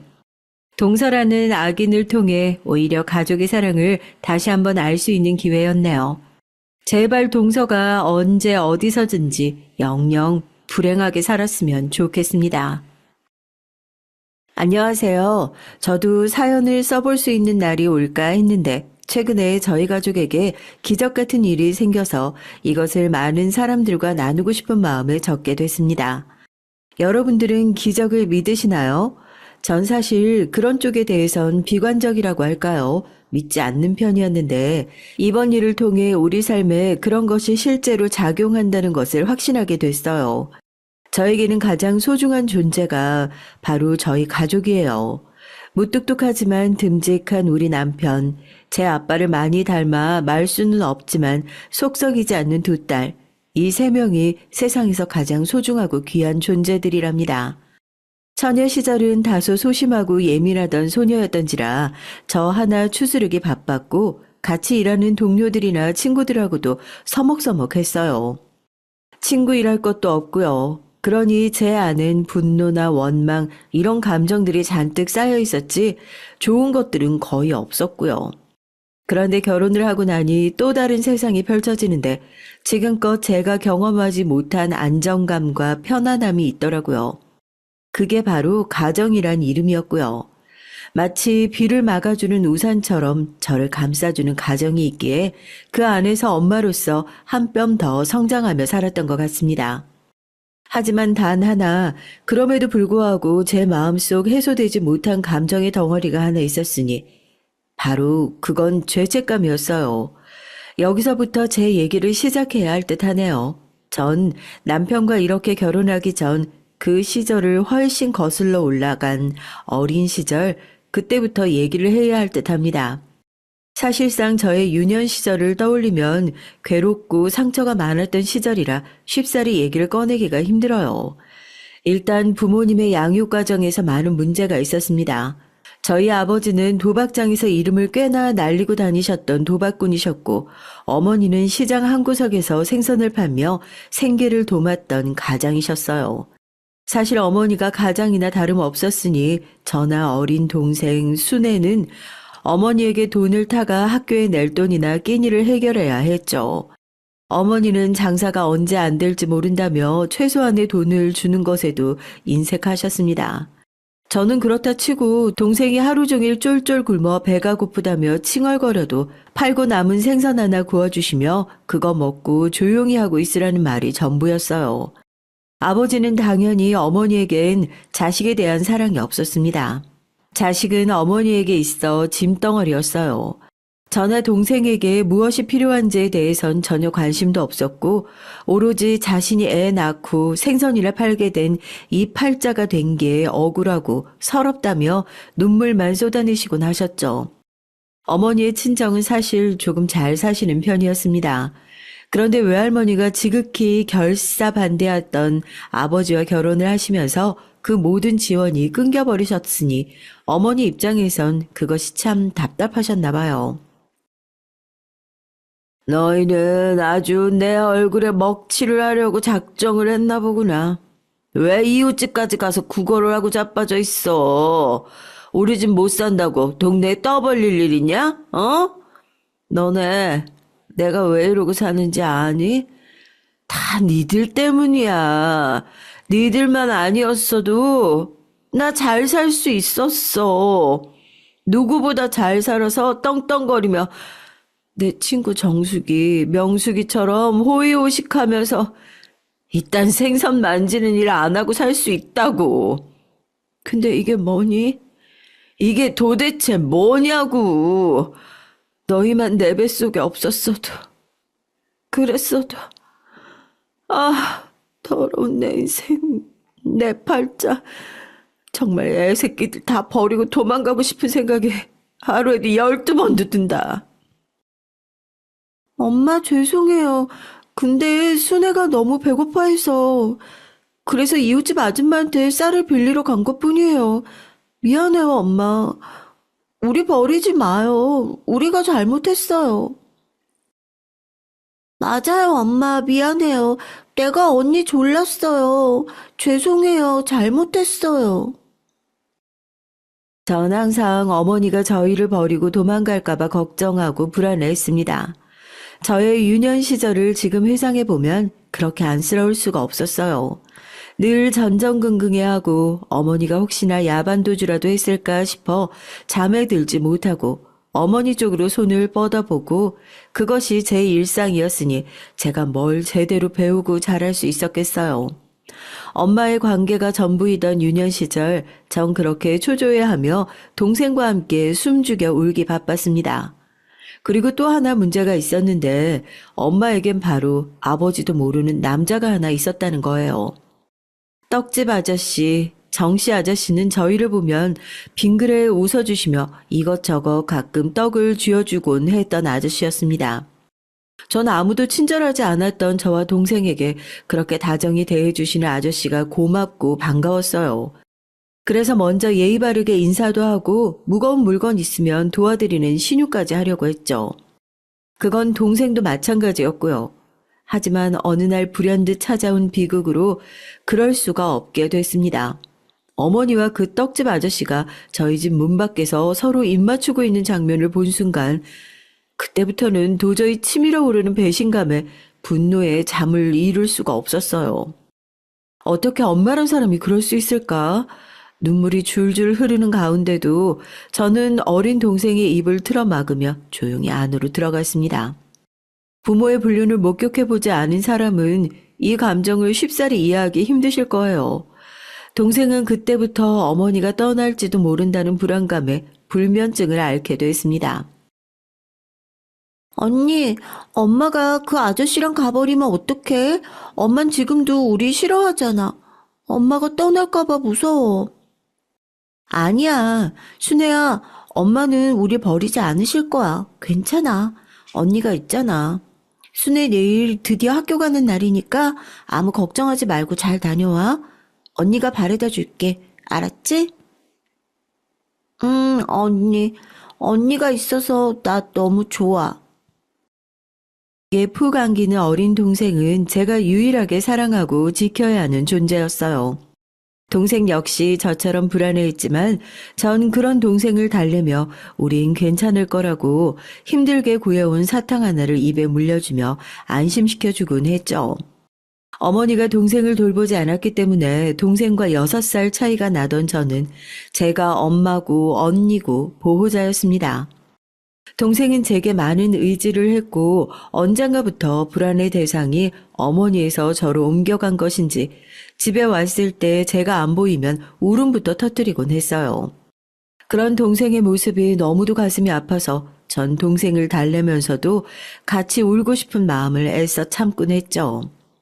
그런데 참 비극적이게도 상상은 왜 어떻게 이렇게 기구하게 현실이 될 수 있는 걸까요? 어느 너무도 평범한 날 아침이었습니다. 어머니는 쪽지 한 장 없이 짐을 싸서 우리 곁을 떠나버리셨어요. 어떠한 미련도 없다는 듯 떠난 어머니의 빈자리는 참으로 행댕그러했습니다. 며칠 후엔 어머니가 집을 나간 걸 두고 혀를 차고 되버려진 년이라고 욕을 하던 아버지까지 집을 나갔고요. 저희 자매는 동네 사람들의 연민을 살 정도로 초라한 처지가 돼버리고 말았죠. 그리고 그 자리는 며칠 후 외할머니가 메꾸고 말았습니다. 외할머니는 자신의 뜻을 따르지 않는 저희 어머니를 미워하신 마당에 새끼들까지 버린 자신의 딸을 더더욱 용서치 않으셨어요. 그러기에 저희를 그리 거두어 가고 싶어 하진 않으셨지만 어쩔 수 없었죠. 너 순애 조용히 못하냐? 왜 그렇게 계집애가 뭐 먹고 싶다 저거 먹고 싶다 칭얼대고 있는 거야. 오늘 할미가 밥 차려줬으면 그걸로 됐지. 뭘 찡찡거리고 앉아있어? 순미야, 듣기 싫으니까 네 동생 데리고 썩 꺼져. 안 그럼 다 엎어버리려니까. 네, 알겠어요. 죄송해요, 할머니. 순애야, 가자. 할머니 기분 안 좋으셔, 얼른. 치, 할머니 미워. 매일 우리 언니한테 집안일이나 시켜대고 나 할머니가 제일 싫어, 세상에서. 뭐야? 저기 집에 말하는 꼬락서니하고는 걷어주면 고마운 줄 알아야지. 어디서 은혜도 모르고 튀어나오는 대로 짓거리고 앉아있어. 너 몽둥이 가져와. 외할머니와 살아본 적이 없어 몰랐지만 외할머니는 꽤나 성미가 불같은 분이셨어요. 뭘 잘못하면 그냥 넘어가시는 분이 아니었죠. 어떻게든 동생을 뜯어 고쳐놓겠다는 심산으로 다리가 부르트도록 종아리를 때리고 때려야 풀리시는 분이셨어요. 동생은 저에 비해 커갈수록 다소 성격이 강하고 자기 주장도 확실한 편이었는데 그 부분이 외할머니와 많이 대립되었습니다.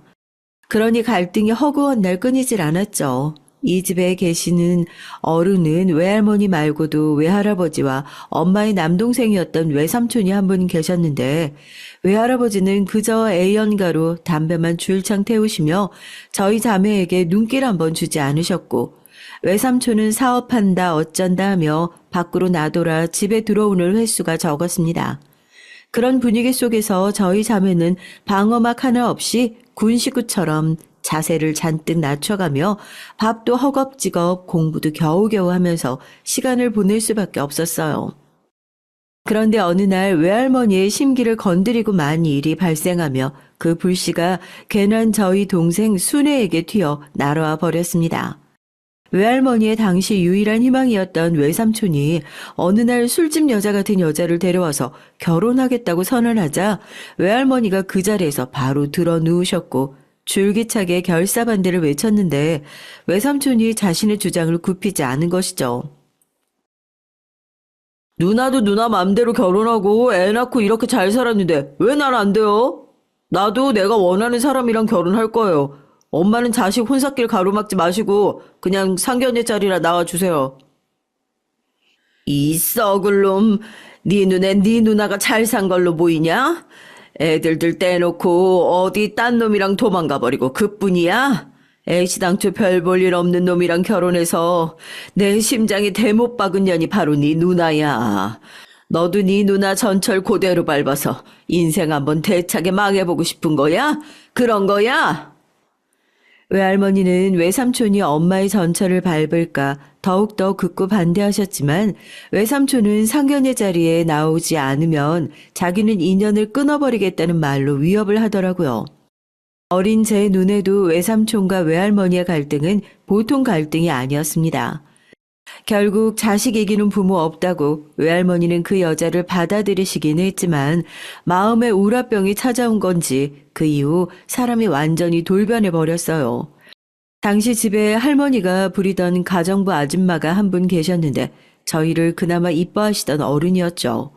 그런데 어느 날은 그 가정부 아주머니가 자기 지갑을 훔쳐갔다며 몰아세우시더라고요. 가정부 아주머니는 그 집에서 10년 차 일을 하신 분이었고 단 한 번도 눈밖에 나는 행동을 하신 적이 없는 분이셨는데도요. 니년이 도둑질한 건 맞잖아. 그럼 니년이 아니면 누구란 말이야? 전에 고아로 자랐다고 해서 불쌍해 없는 걸 받아주고 살았더니 내 손주 계집년들이랑 아주 똑같네. 이래서 말이야 사람은 잘해주면 안 된단 말이 나오는 거야.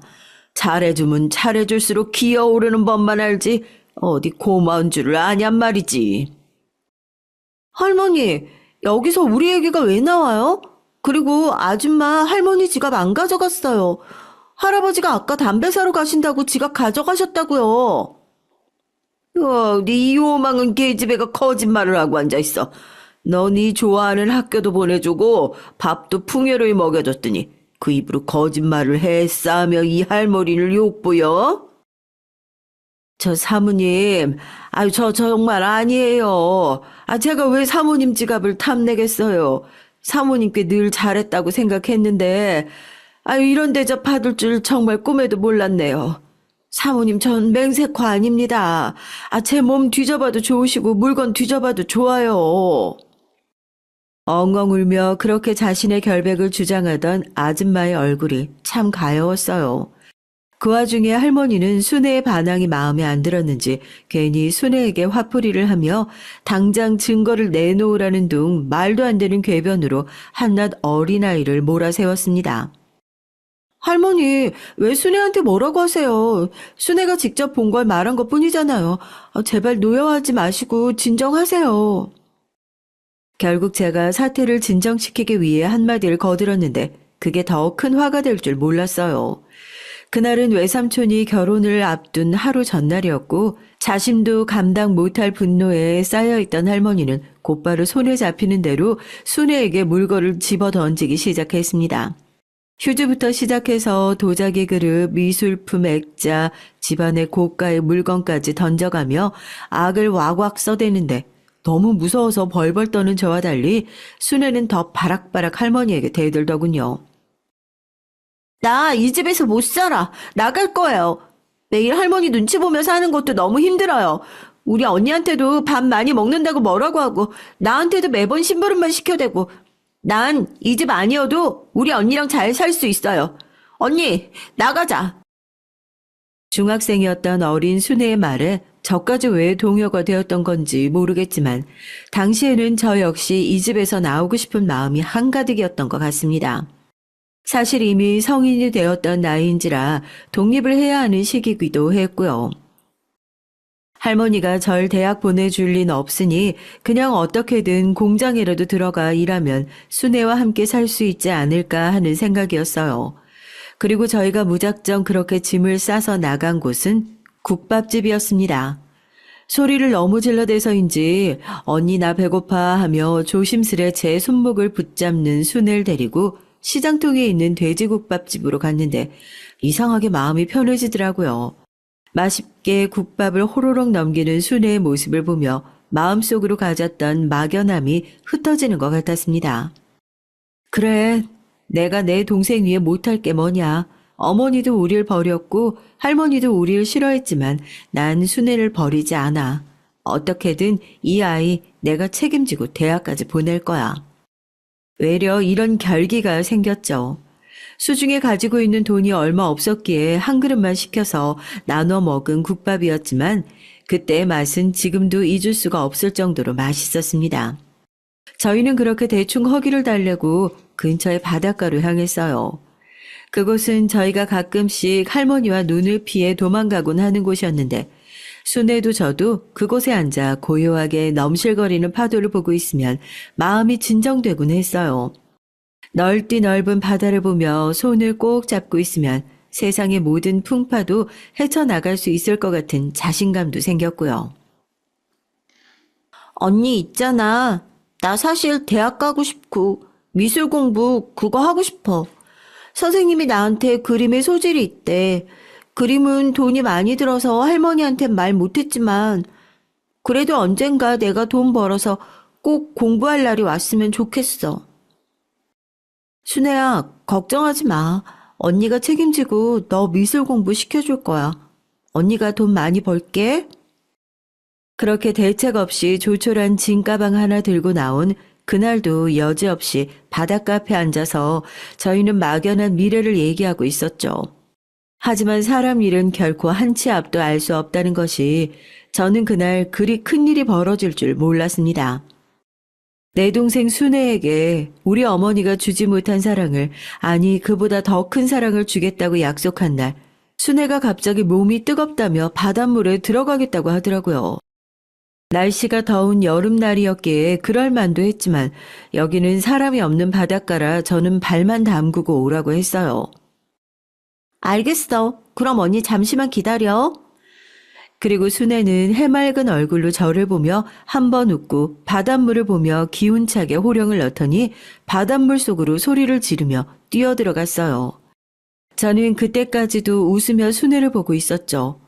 근데 몇 분이 지나고 보여야 할 동생이 보이지 않는 겁니다.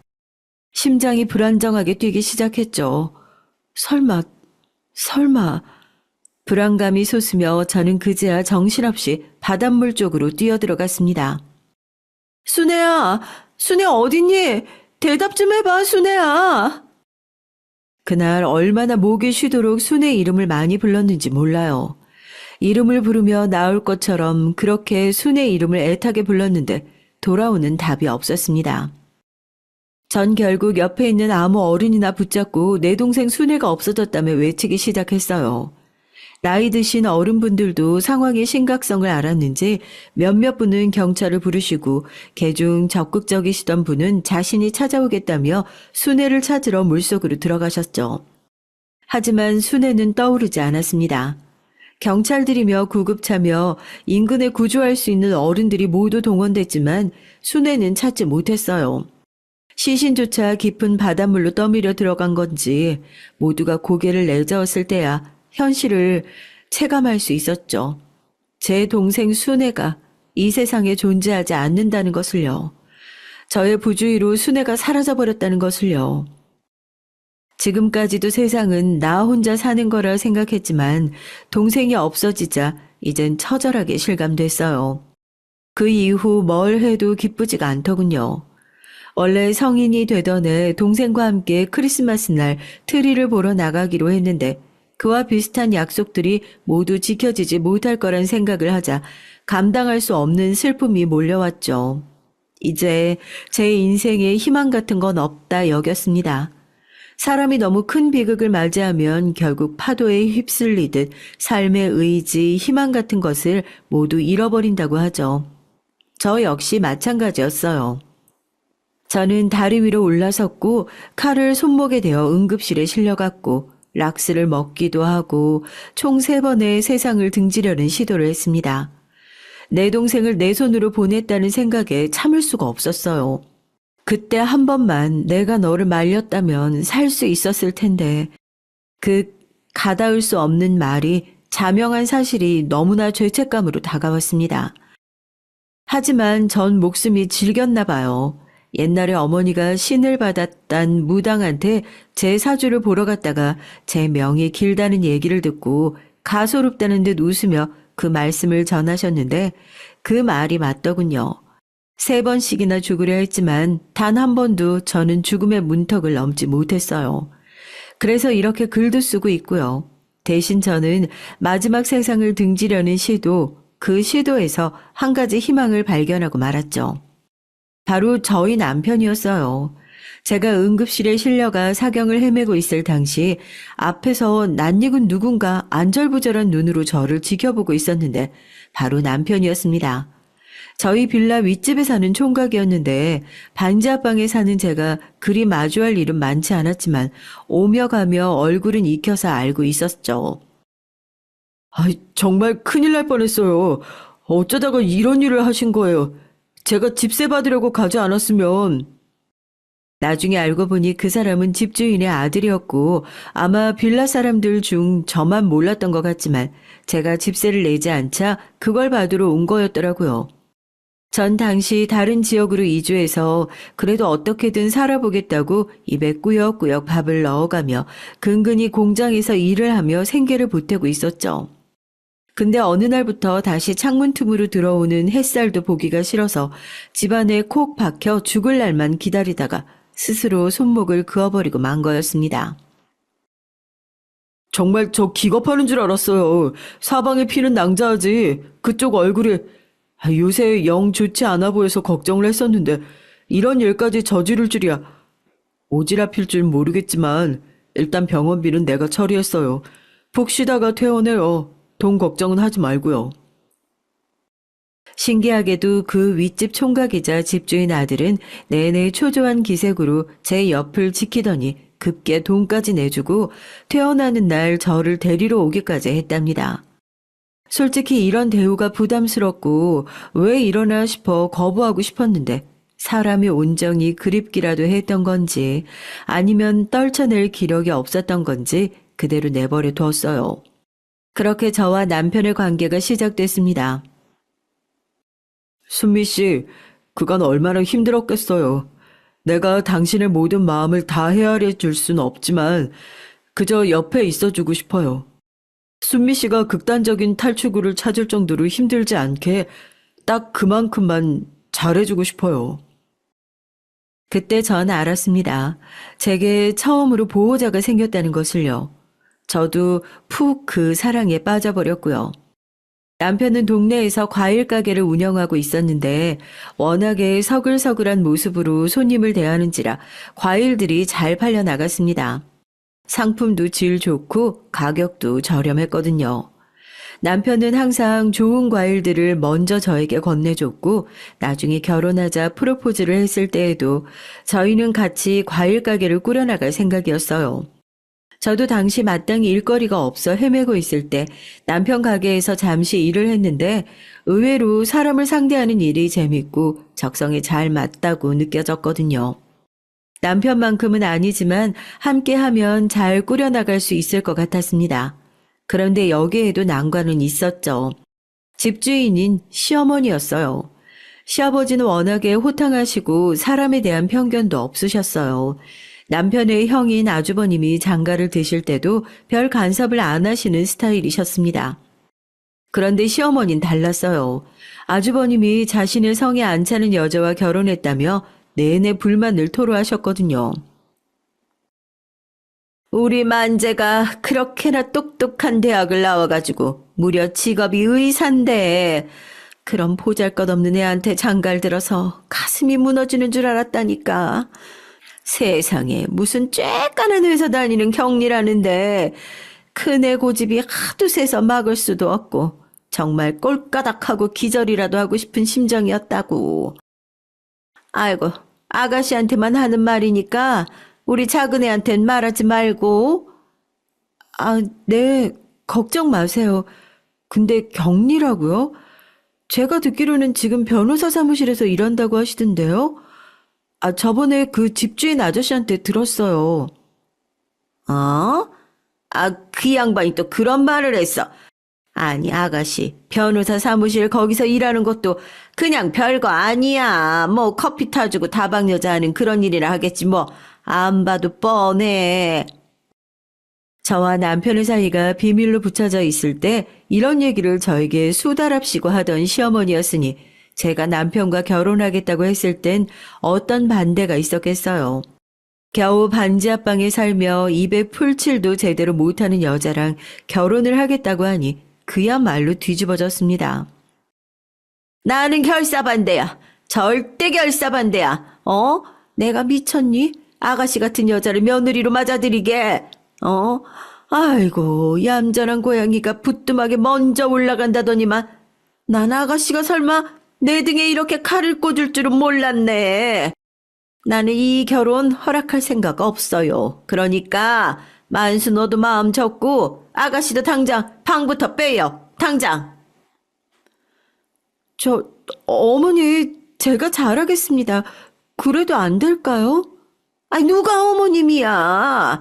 게다가 아가씨는 한번 죽으려고까지 했다면서. 아유, 그런 정신불안정한 정신병자를 어떻게 내 집에 들일 수가 있겠어요? 상식적으로 그게 말이 되냐고. 아니, 당신 고만 못 둬? 이 아가씨가 뭐가 어때서?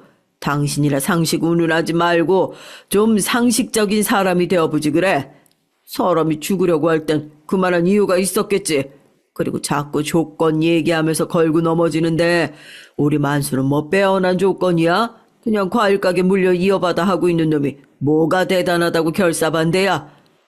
내가 대통령이면 몰라.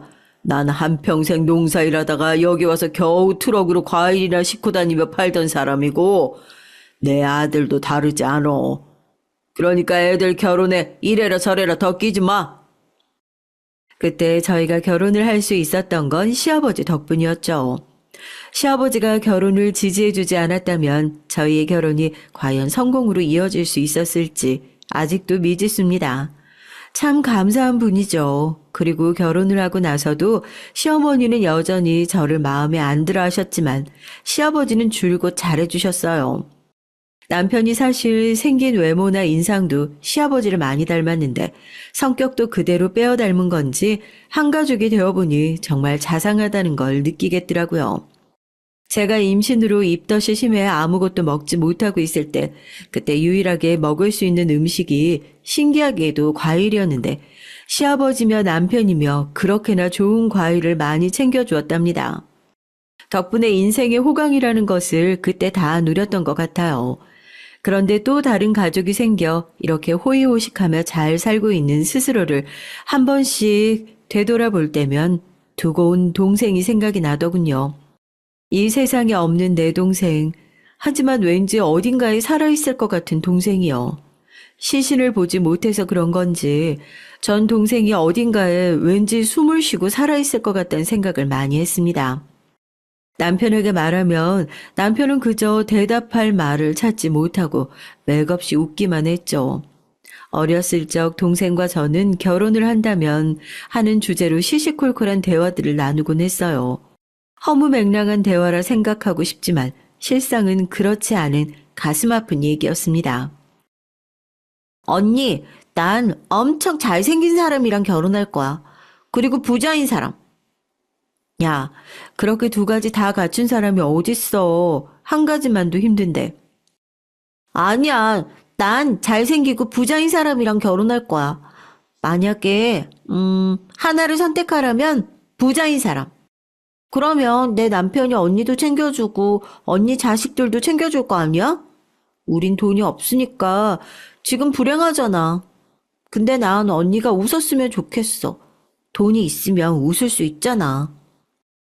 그땐 그 말에 아무런 감흥을 느끼지 못했지만 동생의 그 말은 오래도록 잊혀지지 않고 마음을 아프게 했어요. 그러던 어느 날 외할머니의 부고 소식이 들려왔습니다. 외삼촌께서 전번날 직접 저희 집에 방문을 해서 외할머니가 아프시다고 알려주셨는데 그로부터 한 달도 채 안 되어 돌아가신 것이었어요. 전 장례식에 가지 않았습니다. 외삼촌을 생각하면 가야 마땅한 것이었지만 간다면 어른들 사이에서 동생 얘기가 나올 게 분명했고 그럼 견딜 수 없을 것 같았기 때문이에요. 다만 조의금을 넉넉하게 해서 마지막 길 도리는 다 하고자 했습니다. 그런데 더 이상 연락이 없을 줄 알았던 삼촌으로부터 다시 연락이 왔어요. 외할머니 짐을 정리하면서 동생에 관한 물건이 발견됐다고요. 네가 직접 와서 보면 좋을 것 같아서 말이야. 시간 되면 꼭 들려라. 저는 이날 제 남편과 함께 어린 시절 그 집의 문턱을 넘게 됐습니다. 장장 오랜 시간이 지났음에도 가구 배치만 바뀌었을 뿐 여전히 비슷한 구조의 집에 희미한 감정이 들더군요. 외삼촌이 건넨 물건은 동생의 일기장이었는데 저조차 있는지 몰랐던 물건이었어요. 낡은 수첩에 조그만 글씨로 적혀있는 일기장을 밟자마자 저도 모르게 심장이 뛰었는데 안을 열어보니 분명 동생의 필체가 맞았습니다. 이응자와 미음자가 비슷하게 쓰인 경향이 있는데 삐뚤빼뚤한 글씨 속에 그 글자들이 보이더군요. 순간 눈시울이 화르륵 붉어졌어요. 나도 철이 안 들어서 그때 너희 둘을 잘 돌봐줬어야 했는데 그러지 못한 것 같다. 미안함이 남아있어서 이거라도 전달해줘야겠다 싶었어. 순미 네가 가지고 있어. 외삼촌은 덤덤하게 제게 일기장을 건네주시곤 돌아섰습니다. 저는 남편과 아이들이 잠든 밤 조용히 그 일기장을 읽으며 몇 번이나 눈물을 훔쳤는지요. 그리고 거기에 저도 몰랐던 내용이 있었기에 한편으론 충격을 받기도 했습니다. 특히 이 구절이 그랬어요. 난 언니가 불쌍하다. 언니는 항상 애를 쓰며 살고 있다. 나를 위해서. 언니가 대학을 가지 않겠다는 것도 할머니 때문만이 아니다. 나를 돌봐야 하니까 나를 데리고 나오기 위해 그런 거다. 아마 내가 없어지면 언니도 사는 게 편해질 텐데 내가 차라리 사라지는 게 낫지 않을까? 몰랐지만 동생은 저 어린 나이에 저런 비관적인 생각들을 하고 있었습니다. 자신이 사라지면 오히려 제가 더 편해질 거란 생각. 그리고 그 외에도 사소한 동생의 일상들이 꽤나 상세하게 적혀져 있었는데 저한테 말하지 않았던 동생의 짝사랑 상대 얘기, 그리고 친구들에게 가난하다는 이유로 놀림을 받은 얘기 등등 몰랐던 동생의 얘기가 잔뜩 흩어져 있었어요. 한참을 울었던 것 같습니다. 하지만 동생을 애도하는 기간이 끝나갈 즈음 이 일이 터지고 말았어요. 남편이 오랫동안 운영해오던 과일 가게를 접어야 하게 됐는데 수입이 적어지기도 했거니와 아이 하나가 더 태어나니까 남편은 아무래도 다른 길을 찾아야겠다고 하더라고요. 그러다 이것을 시아버지와 의논해 봤는데 시아버지께서 문득 경기도 외곽 쪽에 대형 평수에 소고기집을 운영해보지 않겠냐고 제안을 하셨어요. 아버님, 갑자기 고기 장사라뇨? 거기다 평수도 너무 큰데요? 저희는 이 정도 장사는 해본 적이 없어요. 그이나 저나요. 나도 대출 끌어모아 열 생각이니까 쉽게 결정한 건 아니다. 그런데 내 친구놈이 나한테 이 가게를 아주 저렴하게 내놓겠다지 뭐냐. 걔가 장사 수완이 좋은 놈인데 내가 우리 아들 며느리 얘기를 했더니 그럼 나보고 가져가라고 하더라고. 이거 아주 좋은 기회야, 아가야. 물론 종업원들 관리도 해야 할 거고 육체적으로도 고될 테지만 아이들이 점점 커갈 테니 너도 이 편이 낫지 않겠니? 그래 여보, 난 해보고 싶어. 우리 아이들 교육비며 이제 만만치 않게 들어갈 텐데 우리 아이들한텐 부족함 없이 해주고 싶어. 남편은 열성적이었고 의지도 넘쳤어요. 저도 그에 동요되어 일단 아버님과 남편의 계획을 따라가게 됐고요. 가게가 큰 만큼 별의별 사건들도 일어났죠. 어느 날은 몸이 불편하신 손님이 고기를 먹다 오줌을 싸는 바람에 제가 손수 그것을 치운 적도 있었고, 어느 날은 낮에 술을 진탕 먹고 싸우다 남편에게 가위를 들이미는 손님도 있었고요. 과일 가게 할 땐 이런 일이 없었는데 괜히 당신만 마음고생 시키는 거 아닌가 몰라. 미안하네. 아니야 여보, 이것도 경험이라고 생각하고 잘 이겨내 봐요. 남편은 무척 미안해했지만 전 이것 또한 경험이라 생각하며 항상 단단한 마음가짐으로 일해 나갔습니다. 직원들 관리도 경험이 없어 힘들긴 했지만 하다 보니까 노하우도 생겼고요. 그렇게 6개월 정도는 힘겹게 몸을 움직여 나가며 운영을 해나갔던 것 같아요. 그런데 시간이 지나니까 점점 매출이 떨어지는 게 눈에 띄더라고요. 처음에는 개업 효과로 손님들이 들어왔지만 가게 위치에 문제가 컸어요. 주변에 놀거리가 있는 것도 아니고 관광지도 아니었죠. 사실 처음 가게에 발을 들였을 때 이 점이 마음에 걸리긴 했지만 시아버지의 친구분이 하신 말씀을 너무 순진하게 믿었던 거였어요. 나중에는 가게 일을 나와 돕던 시아버지도 상황을 파악하셨는지 안색이 눈에 띌수록 어두워져 갔고 결국 가족회의를 열게 됐습니다. 저희가 선택할 수 있는 건 빚을 안고 접느냐, 이대로 가냐 둘 중 하나였어요. 저는 손해를 최대한 적게 보려면 지금 접어야 한다는 입장이었고 시댁 가족들도 시간이 지날수록 급감하는 매출액을 보곤 동의할 수밖에 없었습니다. 미안하구나. 내 친구놈이 골칫덩어리 가게를 넘긴 줄도 모르고 나만 허당같이 거기에 속아 넘어갔더구나. 동창회 갔더니 애들이 말해주는데 내가 바보같이 그것도 모르고. 너무 미안하다 얘들아. 우리 손주 애기들한테도 미안하고. 시아버지는 이 일로 자책감이 심했어요. 어찌됐든 아버님의 의견으로 시작된 일이었고 저희 남편도 꽤나 많은 대출을 받았으니까요. 아니에요, 아버님. 괜찮아요. 저희 언제든 일어설 수 있어요. 그러니까 너무 걱정하지 마세요. 아직 애들도 어리고요. 그치, 여보? 그럼요, 아버지. 자책하실 필요 없어요. 저도 동의한 일이잖아요. 이 사람이랑 전 젊으니까 무슨 일이든 할 수 있어요. 아버지만 신경 쓰세요. 아셨죠? 저와 남편 역시 30대 초반이었고 아이들은 무럭무럭 자라나고 있었으니 앞으로의 나를 생각하면 막막했지만 애써 위로해드리며 앞으로의 살 길을 모색해야 했어요. 저나 남편이나 그때부턴 가족에게 떠안아진 이 빚을 갚기 위해 열심히 일을 해야 했습니다. 정말 닥치는 대로 일했다는 표현이 맞는 것 같습니다. 남편은 밤에 대리운전까지 쓰리잡을 뛰었고 저는 식당 일이며 전단지 붙이는 일이며 뭐든지 다 했어요. 시부모님께 어린 둘째를 맡기고 단기 아르바이트도 해가며 돈을 벌었죠. 신기한 건 막막했던 감정도 막상 상황이 닥치니 사라지더라고요. 남편이나 저나 정신없이 하루가 어떻게 가는지 모르고 그렇게 눈덩이처럼 불어나려는 빚을 갚으며 살다 보니 그저 어떻게든 희망이 있을 거라 생각을 하며 사는 수밖에 없었어요. 생각해보면 정말 이제 피땀 어린 날들이었습니다. 그 와중에 참 감사했던 건 외삼촌이 나중에 저희 이 소식을 아시곤 안쓰럽게 여겨서 돈을 보태주신 거였어요. 생활비에 쓰고 돈을 돌려주지 않아도 된다.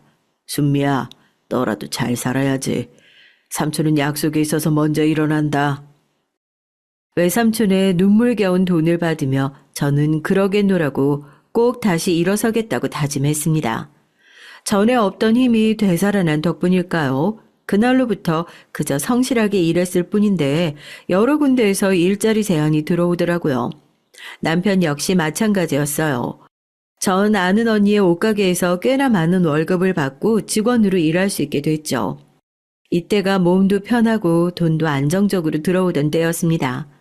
아무쪼록 십시일반으로 그렇게 남편과 제가 열심히 돈을 모으고 시어머니와 시아버지 역시 조금이나마 보태주신 덕분에 저희는 40대를 넘겨서 그 빚을 모두 갚을 수 있었어요. 빚이란 이름이 사라진 순간 저희는 풀썩 주저앉아 서로를 붙들고 울음을 터뜨렸습니다. 사실상 기적과 같은 일이었고 그리고 그토록 찾던 희망을 저희 손으로 거머쥔 순간이었어요. 그런데 동시에 또 하나 안타까운 일이 벌어졌는데 그 일로 인해 저희에게 큰 돈이 돌아오게 됐습니다. 외삼촌께서 암으로 버티시다가 그만 이른 나이에 세상을 뜨게 되신 것이죠. 마지막 임종을 볼 수 있었음에 그나마 감사하며 보내드릴 수 있었는데 외삼촌께서 제 앞으로 상당한 유산을 남기셨더라고요. 외할머니에게서 상속받으신 유산도 있으셨을 거고 본인께서 워낙에 능력 있는 사업가이셨으니 모아놓은 재산도 있으셨는데 그것을 본인의 가족뿐 아니라 일정 부분 저에게도 남기신 거였습니다. 사실 저희에겐 그 돈은 굉장히 큰 액수였어요. 자그만치 5억이나 됐으니까요. 저희는 이 돈으로 무엇을 할까 고민하다가 무인 점포를 하나 열게 됐습니다. 직원을 따로 두지 않고 관리만 하면 되는 형태고 자본이 많이 들어가지도 않으니까 딱이라고 생각했죠. 그리고 일단 점포를 운영하면서 나머지 돈은 어떻게 굴릴지 차차 생각을 해보자 했어요. 그런데 이 무인 점포가 어떻게 기막힌 인연이 되어 이런 놀라운 기적을 불러올 수 있었던 걸까요? 어느 날부터 무인 점포에 초등학생으로 보이는 남자애가 와서 자꾸 과자를 훔쳐가더라고요. 저희 무인 점포 과자 가격이 500원, 1000원 정도였는데 많이는 훔쳐가지도 않고 한 개, 두 개 정도를 티셔츠 안에 숨기더니 재빠르게 나가는 거였습니다. CCTV가 있는지라 금방 확인이 됐죠. 사실상 원래 이런 일이 발생하면 도둑질을 하는 사람의 얼굴을 프린트해서 가게 벽면에 붙여놓으며 경고를 하곤 했는데 아이이고 하니까 난감하더라고요. 게다가 아이가 과자 몇 개를 집어 잔뜩 움츠린 모양새로 나가는 모양새가 어쩐지 눈에 밟히기도 했고요. 그래서 저희 부부는 물건을 정리하다가 아이가 왔을 때 한번 불러 훈육을 하기로 했습니다. 그날도 역시 아이가 과자를 훔쳐 티셔츠 안에 넣었을 무렵이었는데요. 제가 아이를 불러서 저지를 했어요. 얘, 그 과자 내려놔라. 아줌마 가게 주인이야. 죄송합니다. 아이는 너무 놀란 나머지 과자를 바닥에 떨구었고 얼른 문 밖으로 도망을 가려고 했어요. 가지 말고 말해봐. 왜 훔쳤니? 이런 건 도둑질이야. 네가 아무리 과자가 먹고 싶어도 가게 물건 훔치는 행위는 안 되는 거라고. 그게요. 죄송합니다. 아이는 눈물을 한가득 머금으며 계속 사과를 하더라고요. 그런데 한참 있다가 이어지는 아이의 답변에 외려 제가 당황하고 말았죠. 저뿐 아니라 남편 역시 마찬가지였습니다. 저 이번 한 번만 용서해 주시면 안 될까요? 정말 죄송합니다. 정말로 죄송합니다. 집에 아픈 동생이 있는데 이것 말고는 먹을 게 없어요. 동생이 오늘 한 끼도 제대로 못 먹었거든요. 죄송하다는 말을 수없이 반복하며 눈물을 뚝뚝 흘리는 아이의 말이 거짓말이 아니라는 건 단박에 느낄 수 있었어요. 동생이 아프다고? 네, 못 믿겠으면 보여드릴 수도 있어요. 문득 동생이 아프다는 말에 왠지 저는 동생 순애가 떠올랐어요. 순애 역시 늘 배고파하고 유통기한이 넘은 음식이란 걸 알면서도 쑤셔 넣는 바람에 자주 배를 아파했거든요. 게다가 저희가 한번 추락을 경험해봐서 그런지 오지랖이라는 걸 알면서도 저는 그 순간 도움의 손길을 내밀어야 한다고 느꼈습니다. 그리고 눈으로 확인을 해보고 싶은 마음이 들었어요. 도대체 무슨 사연이 있으면 아픈 동생에게 과자를 먹여야 하는지 말입니다. 저는 남편과 눈짓을 주고받곤 마트에서 대강 장을 봤습니다. 그리고 아이를 따라서 경사진 골목길을 오르기 시작했죠. 아이가 사는 곳은 저희 동네에서 가장 오래된 빌라 중 하나였어요. 그 반지 앞방에 도착하자 아이는 주춤거리더니 조그마한 손으로 문을 열며 저희를 먼저 들어가게 하더니 뒤따라 자기도 들어왔어요. 쾌쾌한 곰팡이 냄새 속에서 나름 어린 아이들의 아기자기한 물건들이 있는 걸로 봐 아이들을 키우고 힘겹게 살고 있는 집이었습니다. 그 가운데선 엄마인 여자 하나가 세상에 시름을 짊어진 얼굴로 맥없이 누워있는 아이를 보고 있었고요. 안녕하세요. 누구세요? 엄마, 그게요. 미안해요, 엄마. 사실은 제가 기척을 내고 옆에 서 있던 아이가 힘없이 전에 있었던 일을 설명하자 아이 엄마는 곧장 일어나 우리에게 허리를 숙이며 사과했습니다. 그런데 그 순간 제 눈에 들어온 손목의 커다란 점, 그게 왜 눈에 먼저 들어온 건지 점을 보자마자 저는 갑자기 심장이 뛰기 시작했어요. 순애의 손목에도 있었던 점이었기 때문이죠. 죄송합니다, 사모님, 사장님. 저희 아이가 모르고 저지른 짓이에요. 제가 그러지 말라고 했는데도 아픈 동생이 마음에 걸렸나 봐요. 살해는 해드리겠습니다. 정말 죄송합니다. 아, 네, 그런데 저기 혹시 이름이 어떻게 되나요? 네? 실례지만 왜 그걸 물으시는지요? 전 단번에 순애를 알아보지 못했습니다. 그도 그럴 것이 이미 오랜 시간이 지나 얼굴이 흐릿해져 있었으니까요. 그러나 입술이 열리며 어딘가 드는 익숙한 기시감이 자꾸 제게 말하는 듯 했어요. 이 여자는 순애라고요. 순간 전 그럴 리 없다는 걸 알면서도 이름을 묻게 돼버렸죠. 그리고 그 여자는 자신의 이름을 묻는 것에 흠칫 놀라더니 이내 조그맣게 자신의 이름을 밝히는데 그건 제 동생 이름이 맞았습니다. 한동안 아무 말도 할 수가 없었어요. 눈물이 줄줄 흘렀습니다. 영문을 모르겠는 듯 쳐다보는 아이들과 믿을 수 없다는 듯 저를 보는 남편의 시선이 동시에 제게로 향했어요. 그토록 찾아 헤매던 어딘가에 있을 것 같았던 내 동생이 이렇게 살아있었다니 도무지 믿을 수가 없었습니다. 저는 좀 더 확인을 해봐야 할 것 같아서 정신없이 이것저것 묻기 시작했죠. 어렸을 적 살았던 동네며 가족의 이름이며 말이죠. 그러자 그 가련한 여자도 무언가를 느낀 것인지 눈동자가 점점 커지더니 이윽고 눈물이 고이더군요. 설마...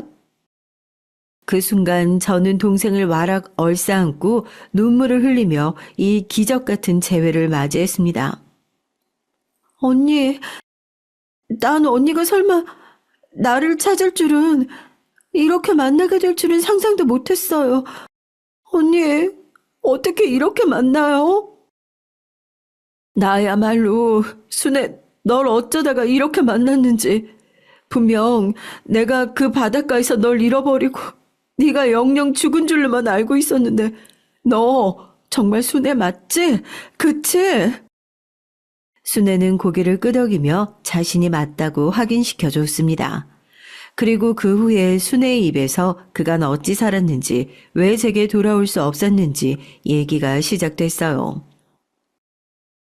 내가 눈을 떴을 땐 어느 남자의 집이었어요. 부모님을 모시고 사는 남자 집이었는데 우리 고향과는 다른 마을이더라고요. 어쩌다 여기까지 왔냐고 물으니까 자기는 고기잡이를 하는 배를 몰고 있는데 물살에 휩쓸려가는 저를 발견하고 바로 건져 올린 거래요. 그러면서 어디 사는지 가족은 어디에 있는지 묻는데 이상하게 기억이 하나도 안 나는 거예요. 마치 머리가 텅 빈 것처럼. 아마도 머리에 충격이 가해진 건지 난 그렇게 한 5년을 내 이름이 누군지도 모르고 살았어요. 그러다 날 구해준 그 남자와 눈이 맞아서 결혼까지 하게 됐고요.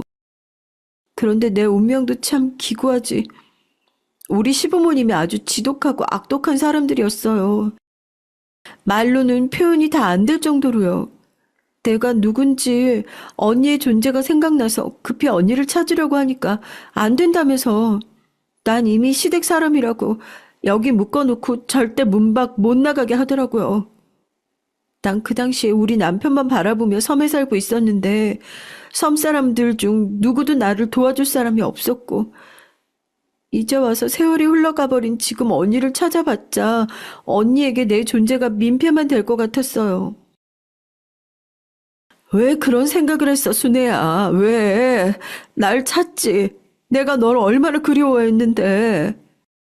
순애는 그 이후 그렇게 남편과 시부모님을 모시며 섬에 살다 아이들을 낳았다고 합니다. 근데 어느 날 바닷가에 고기를 잡으러 나갔던 남편이 죽으며 더 이상 함께 살 희망을 느끼지 못했고 시부모님의 눈을 피해 도망을 갔다고 해요.